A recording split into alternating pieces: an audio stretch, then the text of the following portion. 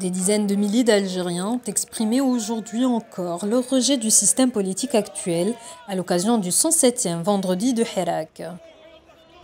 Dans un climat très calme, les manifestants insistent sur le rejet catégorique de l'avant-projet de loi prévoyant la déchéance de nationalité aux Algériens résidant à l'étranger.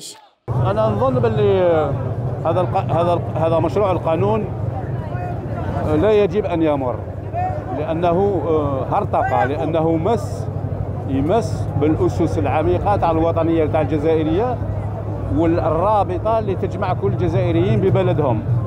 أنا نظن باللي هذا قانون لم يكن أي كان جزائري يتصوره أن يحصل في الجزائر أن تحجب الجنسية على جزائريين لمواقفهم السياسية مهما كانت. إذا نحن أمام تجاوز لكل المعقول من قبل النظام، لكل المعقول من قبل النظام.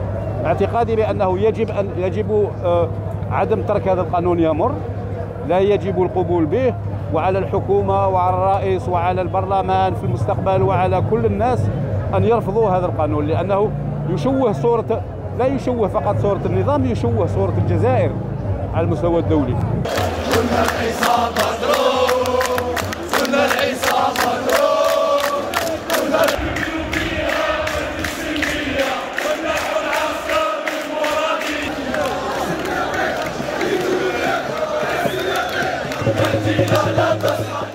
Les protestataires s'opposent au président de la République, Abdelmajid Tebboune, et son gouvernement et plaident toujours pour une période de transition avec des préalables d'apaisement afin de sortir de cette crise politique qui dure depuis plus de 2 ans. Je pense que la solution à la sortie de crise actuelle, elle ne sera pas inventée aujourd'hui, elle est connue depuis longtemps. Il s'agit d'une transition démocratique, ordonnée, pacifique, négociée dans les meilleures conditions, de façon à mettre en œuvre les conditions objectives d'un changement politique progressif et pacifique.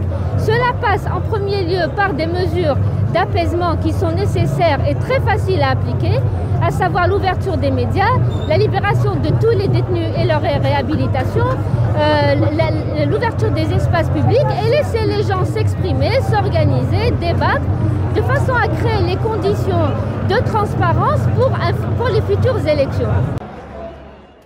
La mobilisation reprend après un arrêt de presque 1 année à cause de la pandémie. Si à Alger, c'est la coupure de la connexion Internet qui a marqué la journée, à Tiaret, c'était la répression violente et les arrestations.